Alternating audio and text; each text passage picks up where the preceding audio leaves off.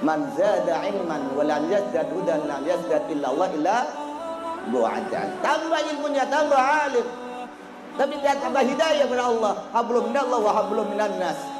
Apa? Bukan tambah dekat kepada Allah, tapi tambah jauh. Wa bilang. Bismillahirrahmanirrahim.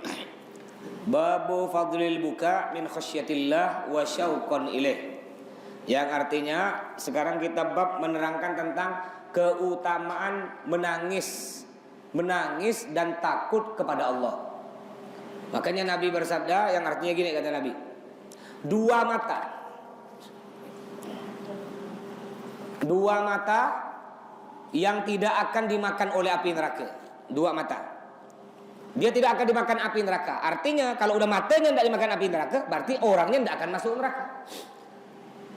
Mata yang pertama apa? Mata yang tidak dimakan api neraka, yaitu mata yang menangis, mengeluarkan air mata karena takut kepada Allah.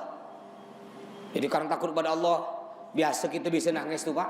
Bisa nangis ketika tengah malam, Bapak bangun jam 3 atau setengah 4, tidak ada orang bangun, cuma kita semua sendiri yang bangun. Kita wudhu, ya, ngadap kiblat, sholat tahajud, setelah itu kita berdoa kepada Allah. Ingat dosa-dosa kita, ingat bahwa kita ini pasti mati dan ajal kita tidak tahu. Setelah itu apakah kita masuk surga atau masuk neraka? Seakan-akan kita umpamanya disiksa kubur, seakan-akan kita masuk neraka. Itu bisa menyebabkan kita menangis. Kalau kita menangis karena kita takut pada Allah, mata kita ini yang menangis tidak akan dimakan oleh api neraka. Orangnya ya tidak akan dimakan api neraka, pasti akan masuk ke dalam surga. Makanya kata Nabi Muhammad apa? Ubku fa illam tabku fatatabakau. Kata Nabi, menangislah kalian. Kalau kalian tidak bisa menangis, berusaha untuk menangis. Kan kadang-kadang ada orang ini memang payah nangis Pak. Kadang-kadang ada orang payah nangis. Ada gak orang gampang nangis? Sikit-sikit nangis, ada. Ada orang yang memang payah nangis, bukan dia tak mau nangis, tapi kita berusaha, kata Nabi Muhammad, ubku fa illam tabku fatatabakau. Menangis. Kalau kalian tidak bisa menangis, berusaha untuk nangis. Paling sedikit walaupun kita tidak bisa nangis keluar air mata, paling sedikit kita sedih gitu ya. Ingat dosa, takut kepada Allah. Ini juga termasuk orang yang matanya, orangnya tidak akan dimakan oleh api neraka. Yang kedua, mata yang tidak akan dimakan oleh api neraka yaitu mata yang tidak tidur malam karena menjaga keamanannya orang Islam, menjaga keamanan kaum muslim. Contoh diantaranya bapak-bapak yang biasa mungkin ada ronde. Kan biasa di gang ada ronde. Nggak tidur. Kenapa nggak tidur? Biar aman, biar tetangga bisa tidur. Ya, nggak ada maling, nggak ada ngaco. Contoh santri Al-Jihad itu kan tiap malam ada 10 orang yang ronde. 5 orang di rumah Abi, 5 orang di rumah saya. Ya, 5 orang sampai subuh. Ini mereka tidak tidur. Untuk apa? Untuk menjaga keamanan santri, juga keamanan warga. Ini orang yang matanya tidak tidur karena menjaga keamanan umat Islam, tidak akan dimakan api neraka. Contohnya tidak tidur ngembon, ngapa? Umpamanya di Masjid Al-Khairat sering kehilangan, tiap malam sering hilang, ada hilang kipas, hilang AC, akhirnya ngembon. Berapa orang ngembon tidak tidur? Ini termasuk nih, nanti disaksi di hadapan Allah. Matanya tidak tidur karena menjaga keamanan. Ingat keamanan umat Islam. Jaga masjid, bukan jaga gereja. Ada gak orang Islam jaga gereja? Kau masjid tak ada kau jaga, malah tempat ibadah orang lain yang kau jaga. Padahal tidak ada apa-apa, aman Mbak. Nah, kayak sekarang nih kan banjir di mana-mana nih. Termasuk di daerah Ulu, Kalimantan Barat nih, di Kalimantan Selatan, Sulawesi, di mana-mana banjir. Ya di Madura di mana banjir. Sekarang orang banyak mengharap bantuan dari FPI. Dulu yang sering turun Pak, bantu banjir, nyumbang apa tuh FPI. Nah sekarang FPI udah dibubarkan. Bingung sekarang. Mana pasukan yang suka teriak-teriak NKRI harga mati, NKRI harga mati. Kalau ada banjir betapa. Kalau ada duit ya mau baju. Ya. Ini makanya kita usahakan ya sekali-sekali boleh bapak-bapak niat nih sendiri nih. Bapak enggak bisa tidur nih. Di rumah tak bisa tidur, langsung bapak keluar rumah jam 12 malam, keliling gang. Niatkan. Niat saya keliling gang nih sekalian mengontrol dan mengawasi, menjaga warga agar tidak ada maling. Nah, ini kan masuk nanti disaksi di hadapan Allah. Gimana Mas kalau ngembon main gaplek, main remi? Itu ronde, itu bukan ronde. Kalau ronde itu Pak, keliling-keliling, bukan ngocok. Ngocok itu bukan masuk ronde itu. Kata maling tahu. Oh, kau kan ngumpul sebelah sana, aku curi sebelah sana, tak ketahuan. Memang main itu tak ada dosa, boleh. Main remi boleh, yang penting tak usah pakai duit. Kalau cuma pakai biasa budak kan ngitung-ngitung, yang kalah ngocok boleh, tak apa. Ya. Allah berfirman dalam Al-Quran, A'udzubillahi minasyaitonirrajim. Bismillahirrahmanirrahim. Wa yakhruna lil adqani wa yakhruna lil adqani yabkun wa yaziduhum khusyu'a. Dan mereka orang-orang yang ahli ibadah ya menyungkur atas muka mereka, maksudnya sujud kehadapan Allah sambil menangis meneteskan air mata dan mereka bertambah khusyuk. Ayo Pak, pertanyaannya, pernah enggak? Pernah enggak kita seumur hidup menangis karena takut kepada Allah? Nabi Muhammad SAW setiap sholat, ini pernah diriwayatkan ada sahabat, tadi saya baca hadis. Mana dia?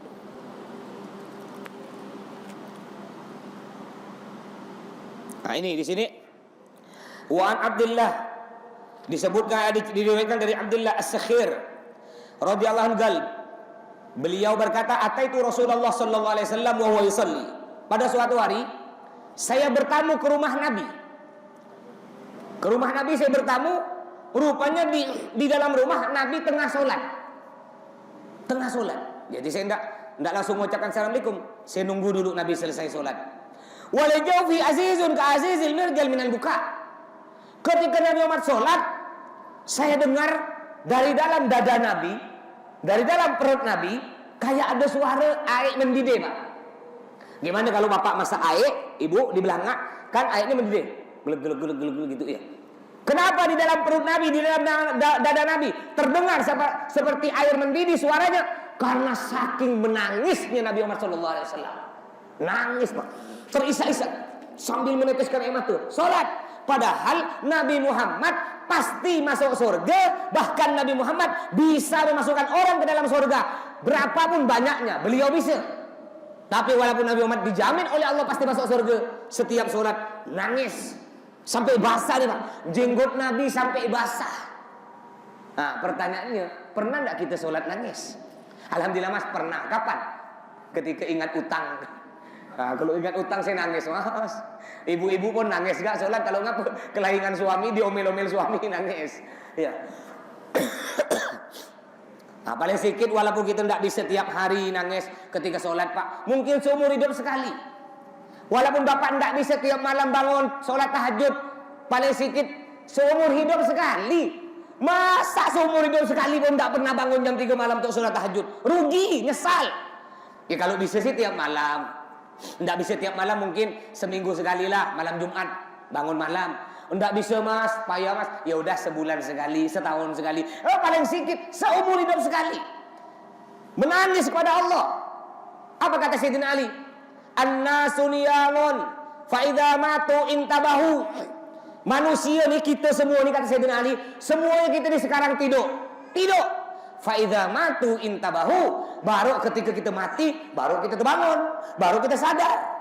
Sekarang kita tak sadar Pak. Banyak manusia sekarang tidur. Mati masuk dalam kubur baru terkejut. Ya Allah, ngapa aku kemarin ketika di dunia aku tak rajin ke masjid ya? Ngapa kemarin aku tak rajin bangun malam ya? Ngapa aku kemarin tak sedekah duit aku ya? Nyesal, udah mati.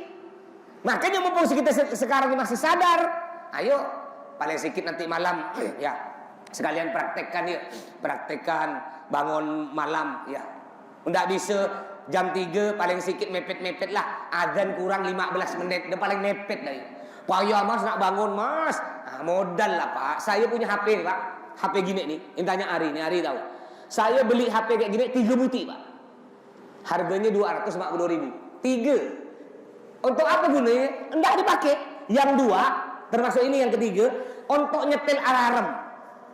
Suaranya nyaring. Ada saya punya yang kemarin Bapak pun lihat. Nah tuh, ibu sak segini itu Pak. Panjang. Itu satu rumah bangun. Mungkin satu kampung kali bangun. Nyaring suaranya. Jadi saya setel jam 3 lewat 5, 3 lewat 10. Ya, simpan di kiri 2, di kanan 1, di kuping ini. Sampai kalau udah bunyi itu satu rumah bangun. Sampai anak saya yang kecil itu yang biasa ikut ke sini langsung meloncat tuh, Pak. Ini enggak tahajud sih, nangis tidur lagi. Modal kan? Iya, kalau zaman dulu kita payah bangun, nunggu suara ayam. Zaman sekarang ya harus modal. Beli cari HP bekas second, ya kayak gini mungkin bekas-bekas di kafe paling 100.000. Ya, untuk setel alarm ya. Untuk berusaha. Kapan lagi kita untuk Allah kita tidak mau modal. Ya, untuk beli motor buka bungkus ya puluhan juta kita mampu untuk gaya-gaya. Padahal sebenarnya motor jelek pun kita bisa. Kayak saya pakai motor jelek sama. Motor saya tuh udah berapa tahun tuh saya pakai motor. Ceramah kemana-mana. Saya pernah ceramah ke Beting. Di Beting, Pak. Ribuan orang datang, Pak. Ada mungkin pada waktu itu 3.000. Penceramahnya saya sendiri. Dikira panitia, saya pakai mobil. Nelpon. Pak Kiai udah berangkat. Udah berangkat. Siap Kiai. Dia udah siap, Pak, pasukan nyambut saya nih. Saya pakai motor jelek tuh yang biasa pakai. Ini agak cantik ganti bodi tuh ya. Saya pakai helm. Jadi ketika saya masuk, panitia ini tidak tahu. Saya tidak buka helm. Terus Pak, masuk Pak, masuk terus, kata dia. Ngeles saya sampai masuk ke dalam. Tidak disambut. Baru hampir nyampe panggung, saya turun dari motor, baru panitia tahu. Ya, disambut. Pernah juga saya ceramah di daerah Kota Baru. Ribuan orang juga tuh, Pak. Saya pakai motor jelek. Dikira panitia pakai mobil. Tahunya saya datang pakai motor jelek. Itu semua yang nyambut senyum-senyum, Pak. Tapi Masya Allah masih disambut. Tola'al badr. Motornya tek. Yang penting intinya kita bisa sampai ke mana. Kita ini kan kebanyakan kan bergaya ya, ikut orang. Padahal motor jelek, motor biasa dengan motor mahal, tujuannya sama gak sampai. Kesehatan sampai kesehatan. Kita ini banyak maksakan diri, Pak. Banyak di antara kita ini bukan orang kaya, tapi bergaya kayak orang kaya. Akhirnya mati-matian. Ya mampu kita beli nabung untuk beli motor baru mampu. Tapi ketika suruh nabung untuk pergi umroh tak mampu. Nabung untuk haji tak mampu. Nabung untuk nyumbang masjid 10 juta tak mampu. Tapi ketika suruh nabung beli motor baru mampu 2 buti gitu.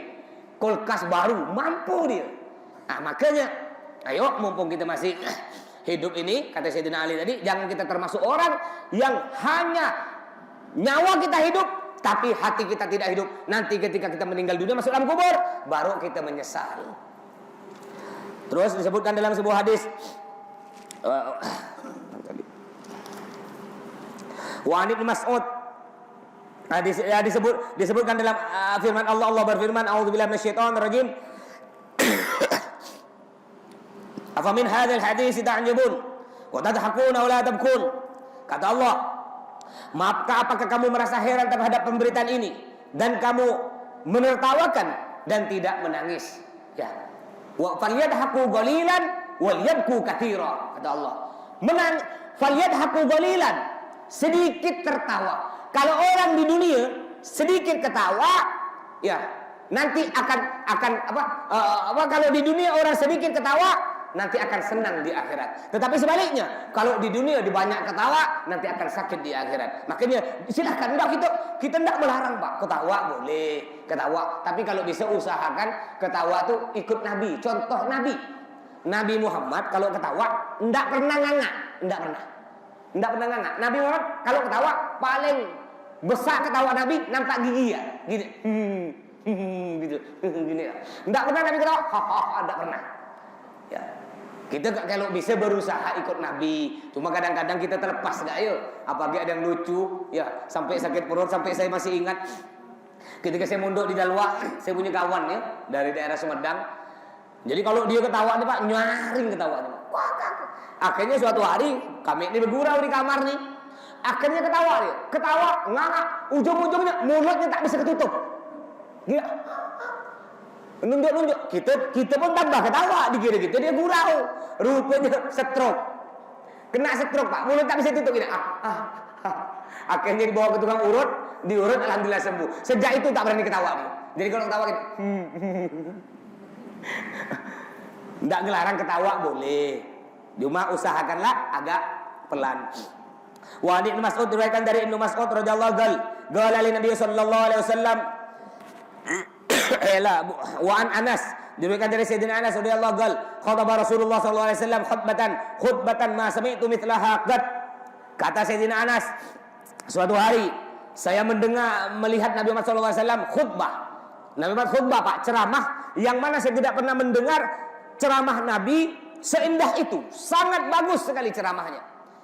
Fagal, kemudian Nabi bersabda, "Lau ta'lamuna ma a'lam, la dhahiktum qalilan wa la bakaitum katsiran."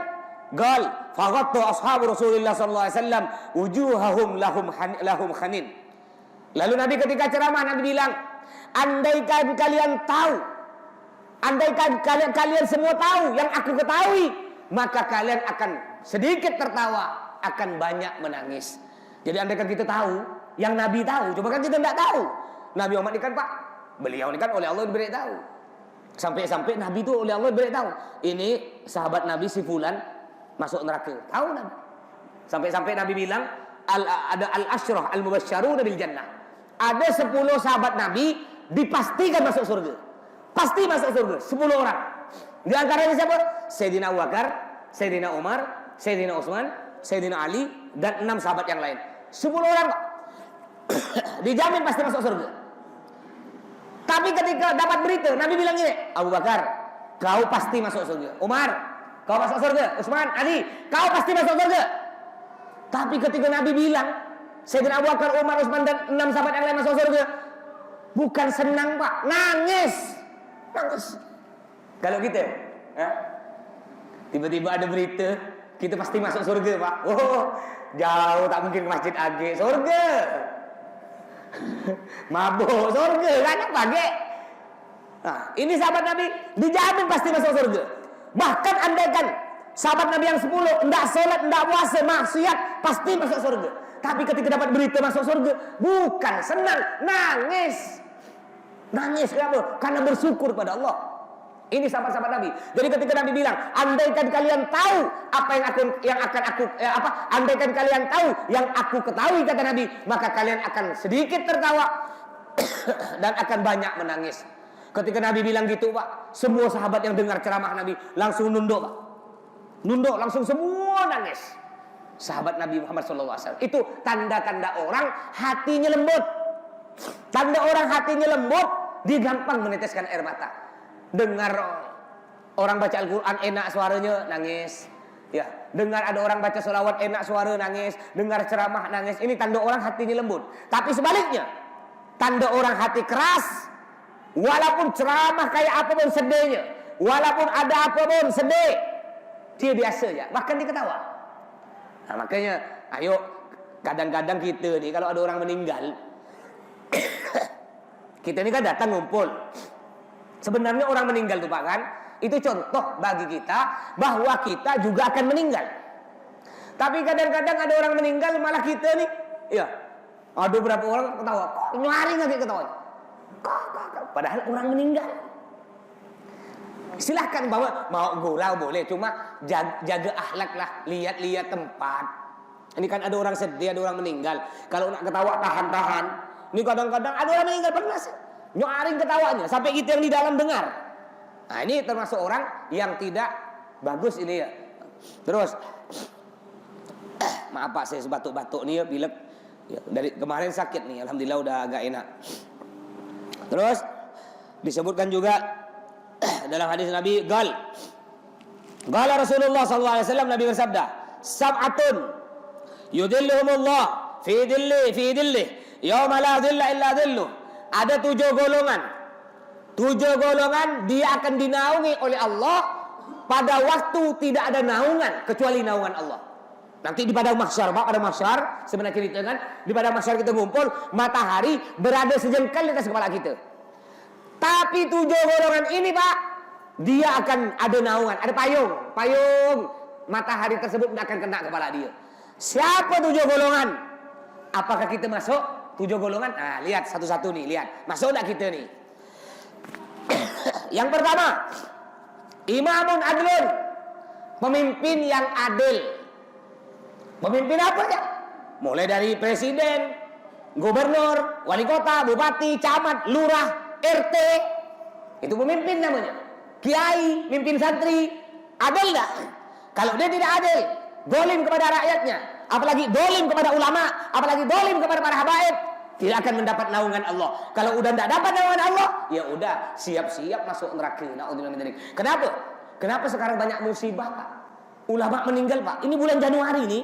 Bulan Januari sekarang tanggal 18. Baru kurang lebih 2 minggu. Udah 20 lebih ulama meninggal. 1 tahun nih, udah hampir 1 tahun. Ya, meninggal ulama hampir se-Indonesia ini kurang lebih 200-an gitu. Ini ulama yang kelas nasional. Nggak dihitung nih ulama yang meninggal di Pontianak, belum dihitung nih. Termasuk Kiai Siroji. Ada Kiai Suudi Mempawah, Kiai Hairuman barusan, Ustadz Halim Pondok Assalam. Itu nggak dihitung nih. Ini kiai yang kelas-kelas Jawa Jakarta kan. Kalau dihitung semua daerah-daerah, wah bagaimana? Ini baru 2 minggu. Udah 20 lebih. Ini hari ini nih ada lagi nih 2 nih hari ini. Kemarin ada terus berurutan. Kenapa banyak ulama meninggal? Di antara sebabnya karena banyaknya maksiat. Maksiat banyak dan maksiat dibiarkan. Tempat pelacuran di mana-mana. Kalau Bapak tidak percaya, Bapak boleh pergi nanti malam nih. Saya biasa kalau balik ceramah jauh dari Singkawang dengan hari ini, biasa lewat jam 2. Jam 2 malam tuh, Pak. Kalau Bapak tak percaya, Bapak pergi. Tapi kawan kan, Bu, bahaya kalau tak dikawan kan tak balik dia, Bu. Iya. Bapak tahu Hotel Mahkota? Nah, pergilah nanti jam 1 malamnya, pagi malam Ahad. Itu lewat depan Hotel Mahkota. Ya Allah, Pak, naudzubillah. Belungguk tuh perempuan. Buka songkok, buka kaca mobil. Pak, singgahlah, Pak. 100.000 ya, Pak. Kata dia, ya Allah, murah kau nih, masih mahal daging sapi. Banyak. Saya lari lagi dengan lari. Nyampe di Gertak 1. Di Gertak 1 agak ada yang ngejar. Yang ngejar saya di Gertak 1. Laki-laki bukan, perempuan bukan. Hantu. Siang Yanto, malam Yanti. Gratis. Itu tempat maksiat. Kenapa dibiarkan? Padahal di situ dekat kantor polisi kan? Kantor polisi dekat. Di Korea itu kan ada kantor polisi dekat pelabuhan tuh. Kantor ABRI pun dekat TNI. Apakah mereka tidak melihat?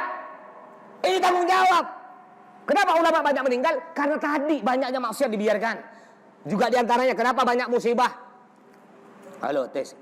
Banyak musibah gempa bumi, banjir, pesawat jatuh, ulama banyak meninggal. Di antaranya apa? Banyaknya orang-orang yang zalim kepada ulama, zalim kepada para habaib. Mau nih urusan. Mungkin terpicit kali tadi.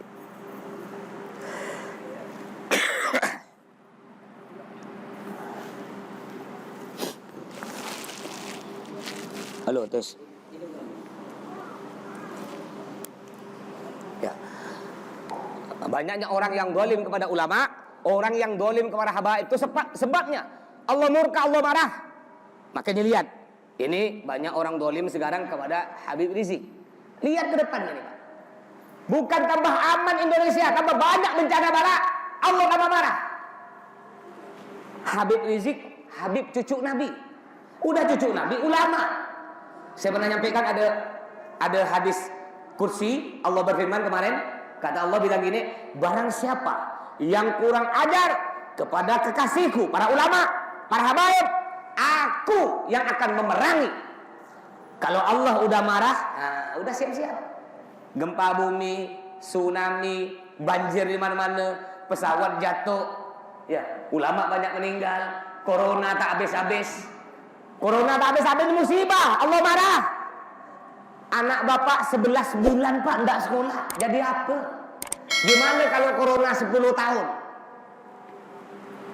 Degil kan? Sekolah tak boleh. Sekolah ditutup tak boleh, bahaya. Ada corona. Tapi anak bapak ada di kafe, ada di mall, ada di bioskop, ngumpul. Dibiarkan. Itulah saya pun bingung enggak, Pak ya. Makanya kalau ingin dunia ini aman terutama Indonesia, jangan kurang ajar kepada ulama, apalagi kepada para habaib cucu Nabi. Yang kedua orang yang akan mendapat naungan Allah, golongan yang kedua, wasabun nasya'a fi ibadatillah ta'ala.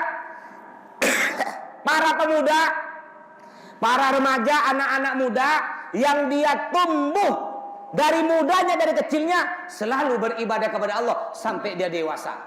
Nah, ini Masya Allah nih contohnya nih banyak bujang-bujang nih atau yang muda-muda nih. Ini masuk kategori ini. Tapi harus istiqomah. Istiqomah itu apa? Ikut terus sampai meninggal. Ya, sampai meninggal. Kecuali kalau pindah rumah jauh, nah, itu boleh tak apa. Harus istiqomah. Nih, jadi pemuda-pemuda yang selalu beribadah kepada Allah. Yang ketiga, golongan yang dapat naungan Allah. Wa rajulun qalbuhu mu'allaqun fil masjid. Orang yang hatinya selalu berhubungan dengan masjid. Selalu sedih jika berpisah dengan masjid. Tak enak gitu. Bapak umpamanya masih ada di jalan, jembatan tol macet. Jam 5:30, hampir maghrib. Dalam hati bapak, macet pula. Hilanglah jamaahku di Masjid Al-Khairon nih. Nah, ini berarti orang termasuk orang yang hatinya selalu rindu kepada masjid. Tak bisa berpisah dengan masjid. Sedih. Bapak ketiduran dia, tidur habis maghrib, bapak agak pusing tidur. Udah sholat di sini, maghrib berjamaah, lalu bapak balik, tiduran, tertidur. Bapak terbangun jam 8 malam. Sedih, astagfirullahaladzim. Kenapa aku tak bangun? Marah ke istri. Kenapa aku tak dibangunkan? Lepaslah sholat jamaah. Nah, ini termasuk orang yang hatinya selalu rindu kepada masjid. Mudah-mudahan kita termasuk orang yang hatinya rindu kepada masjid. Golongan yang keempat, warajulani tahabba fillah, ijtama'a alaihi wa tafarraqa alaihi. Yang keempat yaitu dua orang yang dia saling cinta karena Allah, ketemu karena Allah, berpisah karena Allah. Contohnya bapak akrab, ya, mbak anggaplah Hasan dengan Husain nih kawan akrab. Akrabnya dia sama-sama suka ibadah, ke masjid sama-sama, ada acara sholawatan sama-sama ikut. Lalu dia berpisahnya juga karena Allah. Rupanya si Hasan dapat perempuan di Singkawang. Mau tak mau Hasan harus berpisah dengan Husain. Ya, maaf Sin, kita harus berpisah Sin, karena aku pindah ke Singkawang Sin. Ini dua orang tersebut nanti dia berdua yang cinta, ya kenal, berkawan akrab karena Allah, maka nanti dia akan mendapat naungan di hadapan Allah Subhanahu wa taala. Makanya ayo jangan sampai kita bermusuh. Kalau kita punya musuh, sempit dunia nih, sempit. Kadang-kadang ada orang bermusuh dengan adik-beradik. Abang musuhan adik, adik musuhan abang. Kalau andaikan kita punya musuh dengan adik-beradik kita, coba sebelum tidur kita mikir, kita bayangkan ketika kita masih kecil-kecil, ya Allah, dulu aku masih kecil dengan adik aku ya, jalan berdua, berenang berdua, disuap kena emak, digendong kena bapak, lebaran sama-sama. Ngapa pula aku jadi berpisah, jadi bermusuh kayak gini? Terutama yang abang mungkin di sini ada abang atau kakak yang bermusuh dengan adiknya. Abang, derajat abang, pangkat abang itu sama dengan bapak. Kadang-kadang ada orang yang keras kepala, Pak. Masa aku nak minta maaf ke adik aku? Aku tak salah, dia yang salah. Aku lebih tua dari dia lo minta maaf ke aku. Ini tidak diajarkan oleh Nabi Muhammad.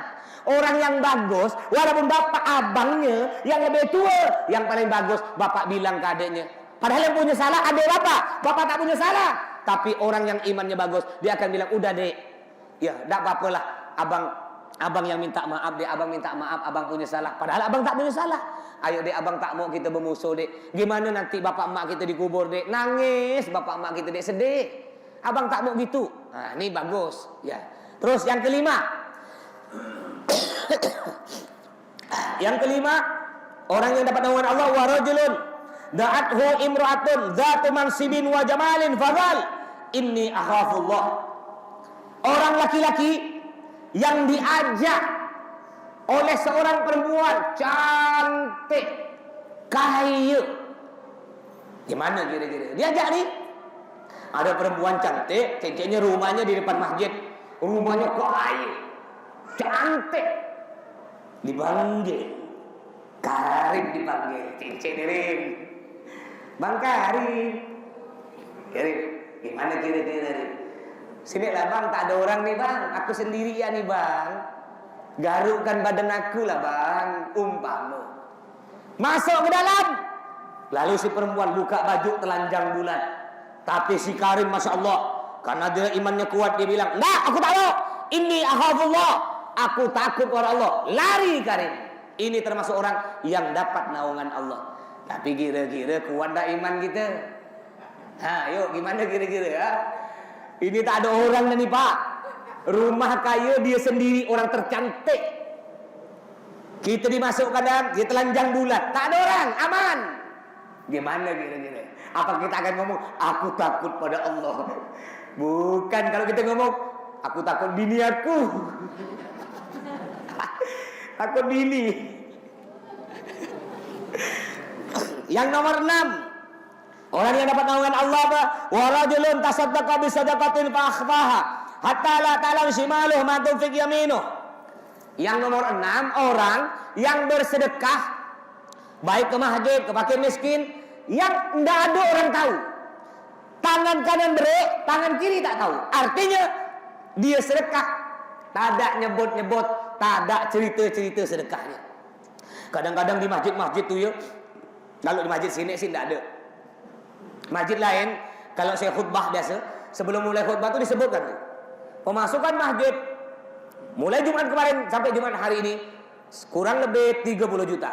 Perinciannya, Pak Abdullah nyumbang 10 juta. Oh, disebut namanya tu. Kadang-kadang ada orang gitu. Ketika dia nyumbang 10 juta, kalau nyumbang 10 ribu, aku nyumbang 10 ribu. Tak usah catat, tak usah catat di papan pengumuman, tak boleh. Ikhlas aku. 10 ribu. Kena 10 juta, aku nyumbang 10 juta. Kau catat ya besar-besar ya. Kau umumkan nanti Jumat, aku nyumbang 10 juta. Ini tidak dapat naungan dari Allah. Jadi ayo berusahalah kita nyumbang ikhlas, tidak bercerita-cerita atas pemberian kita, atas sedekah kita. Yang terakhir, golongan yang ketujuh, warajulun dzakarallah khaliyan fafadat ainah. Golongan yang ketujuh yaitu orang yang dia bangun tengah malam sendiri, baik malam atau siang, dia diam sendirian, tidak ada orang. Lalu dia berdoa kepada Allah dan menangis air matanya, bercucuran air mata. Ini termasuk orang yang tidak akan, yang nanti di padang mahsyar akan dinaungi dengan naungan Allah. Mudah-mudahan kita semua termasuk salah satu dari 7 golongan yang dapat naungan Allah, dimasukkan dalam surga bersama baginda Nabi Muhammad SAW. Amin ya rabbal alamin. Baik, kita ini sudah selesai pelajaran Riyadhus Shalihin. Kita lanjut pelajaran fikih, nanti baru ada tanya jawab. Lanjutan kemarin masih masalah azan.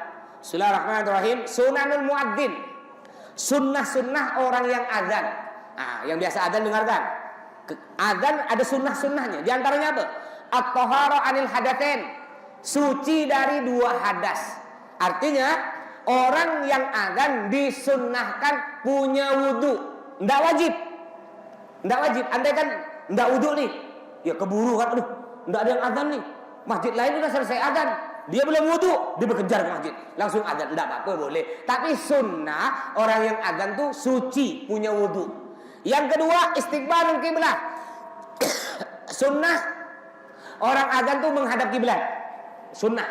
Tapi andai kan dia azan tidak menghadap kiblat, azan yang ngadap sana, atau azan di tidur-tiduran, boleh, tidak apa-apa. Cuma tidak dapat pahala sunnah. Selanjutnya as-siwak. Sunnahnya orang azan sebelum azan pakai siwak. Ya, usahakan pakai siwak. Yang keempat, ayyakuna qa'iman. Sunnahnya orang azan juga berdiri. Sunnah. Tapi andai kan tidak berdiri boleh. Azan duduk-duduk, tidur-tiduran, tiarap-tiarap, boleh. Cuma makruh hukumnya. Terus ayyakuna hasanah sauti. Disunnahkan juga orang yang azan suaranya bagus. Yang suaranya bagus ya, yang tinggi. Jadi yang suara tak bagus, ya harap pandai diri lah, tahu diri lah. Jangan maksa-maksa. Udah suara tak bagus, tak bisa ngomong L, masih maksa-maksa azan. Allahu Akbar, kata. Orang dengar bala bergetar kan. Harus pandai lah, malu. Ya, kecuali kalau suara bagus boleh azan. Selanjutnya ayyakuna adlan. Sunnah juga orang yang azan tuh orangnya bukan orang yang ahli maksiat.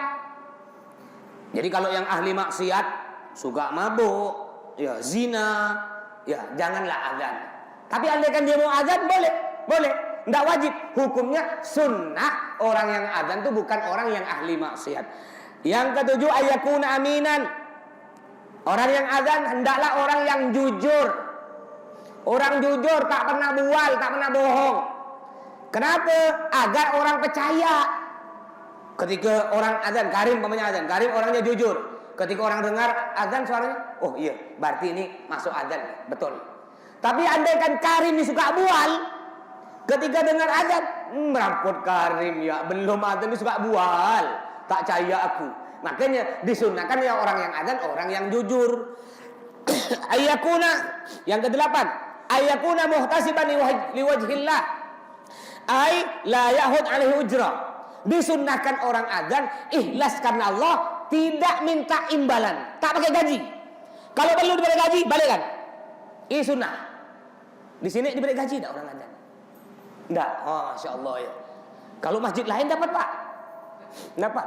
Tohir ada Tohir, tahu Tohir yang ngajar di Al-Jihad, santri Al-Jihad, 1,5 juta. Tugasnya azan 5 kali itu, 5 waktu. Di Masjid Darul Falah, Kota Baru. Itu dulu 1,5 juta. Nah, boleh sih dek beri ini 1.500 ya sebanyak-banyak.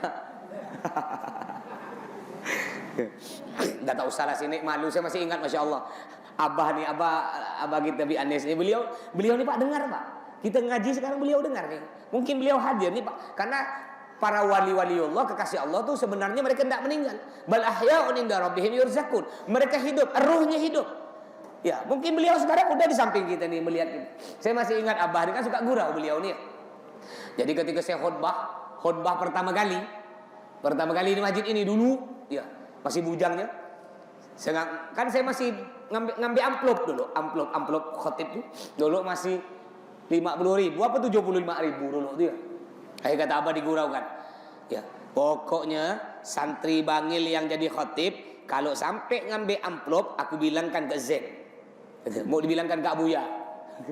Gurau beliau. Akhirnya saya bilang kalau dia lu di dalwa. Sejak itu saya tidak pernah ngambil amplop lagi. Masjid sini, ya masjid sini. Ya sih, malu lah. Ini kan masjid kita sendiri kan. Bila nak nyumbang masjid sendiri masih ngambil parah. Kalau masjid luar ya ambil lah Pak ya. Orang kayak saya masih ingat ketika saya caleg dulu Pak. Jadi kalau saya ceramah di Kota Pontianak nih dengan dia nih kan hari ini. Kalau saya ceramah di Kota Pontianak, enggak saya terima amplopnya. Ceramah di mana-mana nih. Bayangkan Pak, 1 juta Pak. Satu hari kadang-kadang 3 sampai 4 kali saya ceramah tuh. Saya enggak terima, tapi di kota nih Pak. Enggak, saya bilang panitia, enggak. Simpan di masjid atau untuk panitia. Yang penting pesan saya minta tolong bantu suara. Siap Kiai. Oh, kata dia. Sekali udah hari H, suara tak dapat, amplop tak balik. Kurang ajar kau. Sekarang ceramah ambil aja. Aduh macam-macam ya orang sekarang. Tapi alhamdulillah saya bersyukur tidak jadi Pak ya. Kalau jadi mungkin tak sempat ngajar ya Pak ya.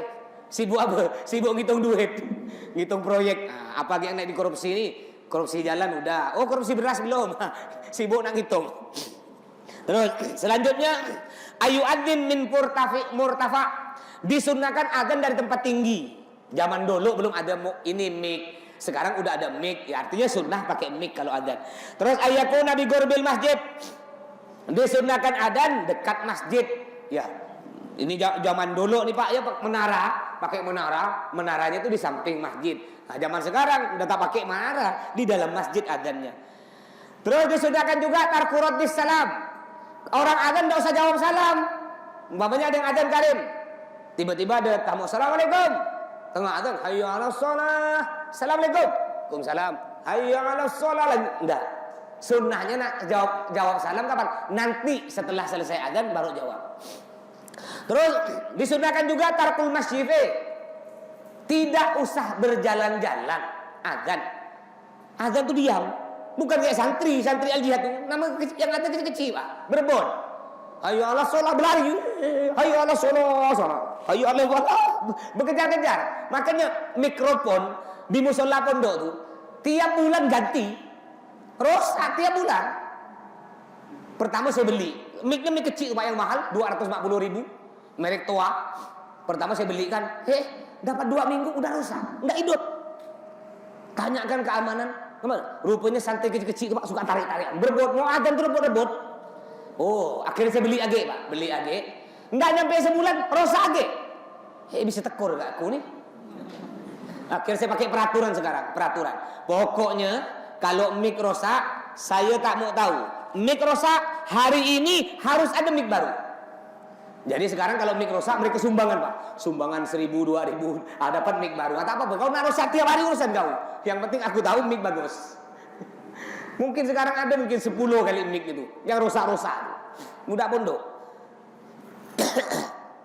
Makruhatul adzan. Nah, ini perlu orang yang adzan. Makruh yang tidak boleh dilakukan oleh orang yang adzan. Jika dia melakukan ini makruh. Di antaranya apa? At-tamtid. Gelombang-gelombang. Kayak saya kemarin. Gelombangnya lebih dari 3 kali ya, ingat ya. Hayya 'alas shalah.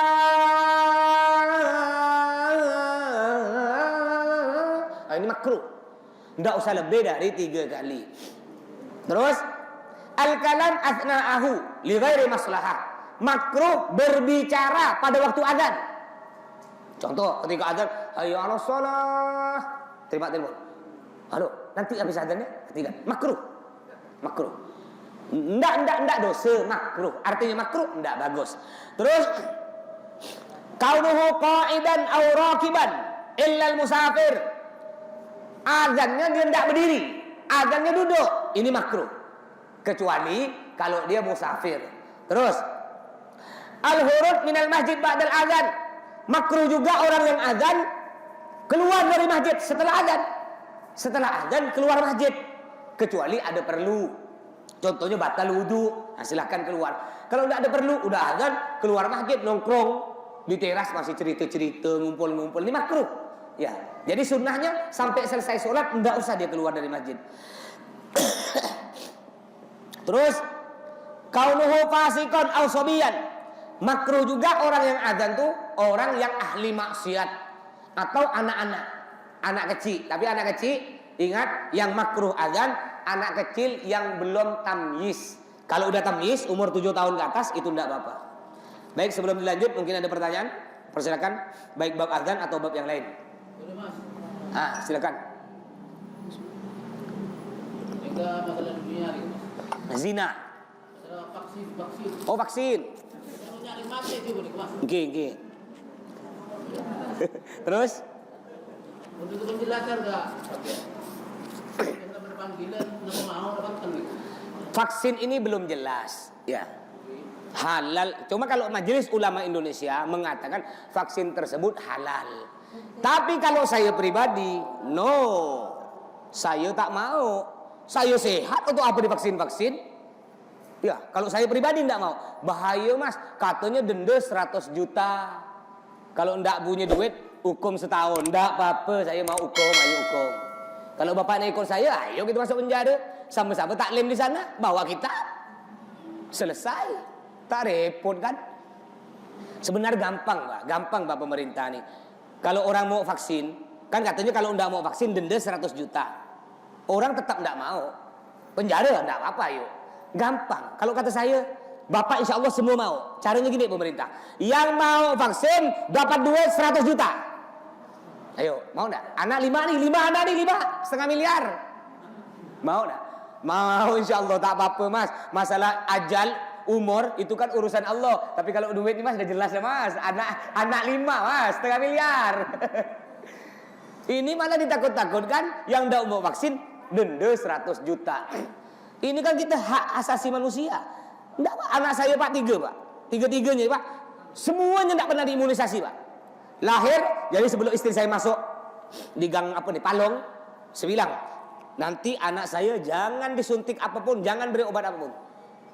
Tapi nanti bahaya, Pak Haji. Enggak apa-apa. Tanda tangan, Pak Haji. Kalau ada apa-apa, tanda tangan.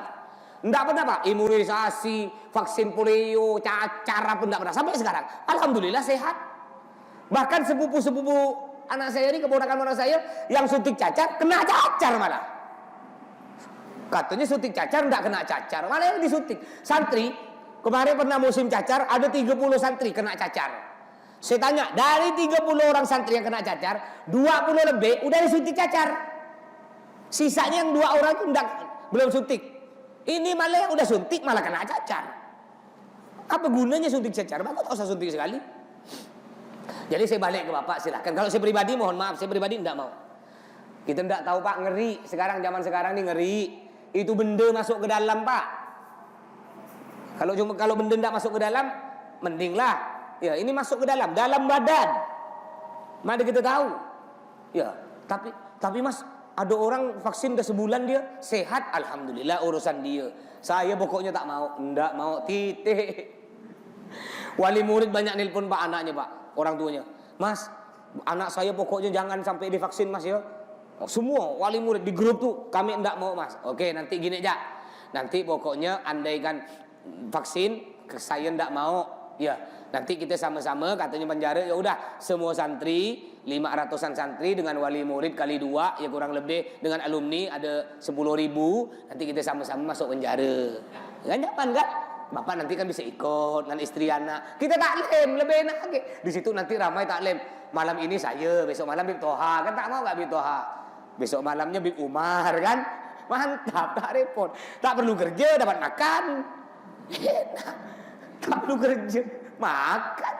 Setahun. Anggap mundur. Ya. Jadi kalau saya pribadi tetap saya tidak mau divaksin. Silahkan yang lain mau urusan dia. Terus siapa lagi? Kalau membunuh dalam bukan karena hak atau boleh, maka hukumnya kan kisos dalam Islam. Membunuh tanpa hak. Karena hak. Iya, di kisos betul. Kalau orang tua bunuh anak gimana? Nah, kalau kita bunuh orang, ya tanpa hak, contohnya kawan bunuh kawan, ini hukumnya di kisos. Walakum fil qisas hayatu ya ulil albab. Di kisos, penggal leher. Gimana kalau orang tua bunuh anak? Kena kisos enggak? Itu saking mulianya orang tua. Tapi kalau sebaliknya, anak bunuh orang tua, kisos. Jangankan bunuh, ngelawannya. Apa kok Pak? Dosa besar, ngelawan. Mukul, lebih besar lagi. Bunuh, ya, sangat besar sekali. Tapi orang tua bunuh anak, dosa. Tapi enggak dikisos orang tua. Kenapa? Karena saking mulianya orang tua. Sampai-sampai ada cerita ada seorang sahabat nih nanya kepada Nabi. Dia punya orang tua nih Pak, suka masuk ke rumah ngambil barang ya Pak. Tak bilang-bilang. Cence bapak punya orang tua, selo ya ngambil motor, BPKB bawa jual. Masuk rumah ngambil TV jual. Ini zaman Nabi dulu ada Pak. Akhirnya sahabat bilang, Nabi, saya punya orang tua nih, masuk rumah selo ya, ngambil beras angkut jual, ngambil ini ambil ya, tak lapor saya. Apa kata Nabi? Marah Nabi Pak. Apa kata Nabi? Anta wa maluka li abid. Kau kata Nabi, kalau bahasa kita Melayu, bahasa Pontianak, kau dan semua harta kau itu milik punya orang tua kau. Bukan cuma harta kau, termasuk badan kau itu punya orang tua kau. Ini orang tua Pak, enggak perlu izin ngambil harta anak, enggak dosa. Bapak selo ya, anak bapak kaya, masuk ke rumah, HP dia di atas meja, ambil, jual, tak dosa. Tapi ingat, punya anak, bukan punya bininya anak. Punya menantu tak boleh, haram. Punya anak kita sendiri. Ini saking mulianya orang tua. Cuma barusan nih, ada anak ngelaporkan orang tua. Gara-gara orang tuanya jual apa gitu aja, jual barang dia tanpa izin, dilaporkan. Masih perkara sekarang dengan polisi. Na'udzubillah min dzalik. Anak memenjarakan orang tua. Makanya tuh khusus orang tua, tapi orang tuanya tetap dosa. Nanti bapak karena tidak dikisos, anaknya disembelih semua ya. Ya tahu. Tetap dosa besar bunuh. Cuma bedanya orang tua bunuh anak tidak dikisos, tapi dosanya tetap dosa. Siapa lagi? Udah adzan. Doa. Terakhir Bang Kendar. Ada surah Al-Fatihah itu Mas. Dari sekian surah Al-Fatihah itu ada Maliki Yaumiddin. Iya. Kisah turunnya surah itu macam mana itu Mas? Seolah-olah tuh di atas Allah tuh ada Allah lagi gitu. Oh, bukan. Maliki Yaumiddin itu artinya kan Tunjukilah kami jalan yang lurus kan. oh ihdinas siratal mustaqim. Ihdinas siratal mustaqim. Baca itu. Oh bukan yang Maliki Yaumiddin. Ihdinas siratal mustaqim. Maksudnya Yang tanya kisah dari turunnya itu Mas. Oh, tunjukkanlah kami ke jalan itu. Itu bukan Allah minta tunjukkan kepada jalan yang lurus, Bang. Itu kan diturunkan kepada Nabi Muhammad. Oleh Allah turun. Tapi itu perkataan Allah sendiri. Perkataan Allah. Cuma itu kan Allah mengajarkan kepada Nabi Muhammad. Jadi ihdinas siratal mustaqim. Ya Allah, Nabi Muhammad. Nah, apa Allah memberikan wahyu kepada Nabi Muhammad surah ayat tersebut ihdinas siratal mustaqim. Lalu Nabi Muhammad baca. Artinya ihdi, ya Allah, tunjukkan padaku. Tunjukkan padaku, pada Nabi Muhammad nih Bang. As-siratal mustaqim, jalan yang lurus. Bukan Allah mengatakan, ya Allah tunjukkan pada aku, bukan. Maksudnya itu perkataan dari Nabi Muhammad. Cuma perkataan tersebut diturunkan oleh Allah kepada Nabi Muhammad. Jadi semua nih ini dalam Al-Qur'an itu firman Allah. Firman Allah keluar lewat Nabi Muhammad. Nabi Muhammad ini penyampai ya. Penyampai. Ya, banyak contoh lain apa lagi selain itu. Ihdinas surah ya contohnya ihdinas siratal mustaqim siratal ladzina an'amta 'alaihim ghairil maghdubi 'alaihim waladdallin. Apa lagi contoh yang lain? Rabbana hab lana min azwajina, ya Allah berilah lana padaku. Itu bukan Allah mengatakan kepada Allah, ya Allah. Itu doa Nabi Muhammad. Ya, jadi firman Allah Bang yang keluar dari lisan Nabi. Artinya Nabi yang berdoa. Rabbana, ya Allah, hablana, berilah pada kami. Contoh lagi, Rabbana, wahai Tuhan kami, atina fid dunya hasanah, berilah pada kami. Ya. Jadi itu doanya Nabi Muhammad untuk Nabi Muhammad, mintanya kepada Allah. Bukan Allah berdoa pada Allah, bukan. Seakan-akan gitu kan ya, seakan-akan. Nah, terus Maliki Yaumiddin itu bisa baca dua. Boleh baca panjang, Maliki Yaumiddin. Boleh pendek, Maliki Yaumiddin. Jadi boleh Maliki Yaumiddin, boleh Maliki Yaumiddin. Termasuk tadi ihdinas siratal mustaqim. Tapi kalau di Hadramut di Yaman dulu saya mondok, orang sana baca ihdinas siratal mustaqim. Ihdinas siratal mustaqim. Sama-sama betul. Ihdinas siratal mustaqim dari Nabi Muhammad yang nyampaikan, ihdinas siratal mustaqim juga dari Nabi Muhammad. Jadi Nabi Muhammad kadang-kadang baca ihdinas siratal mustaqim, kadang-kadang Nabi Muhammad baca ihdinas siratal mustaqim. Ya. Silakan yang mau ikut silakan. Ya, mau ikut nanti jadi imam ihdinas siratal mustaqim. Cuma bisa ribut yuk. Imam apa nih kata dia. Tak pernah dengar kan. Dah sampai di sini, mudah-mudahan kita semua panjang umur, sehat walafiat. Doakan juga Abi Umi mudah-mudahan selalu sehat panjang umur, dan mudah-mudahan kita bisa bertemu lagi dengan bulan Ramadan ini yang akan datang, juga bisa ngumpul sama-sama dalam surga Allah. Amin. Kurang lebihnya mohon maaf. Assalamualaikum warahmatullahi wabarakatuh.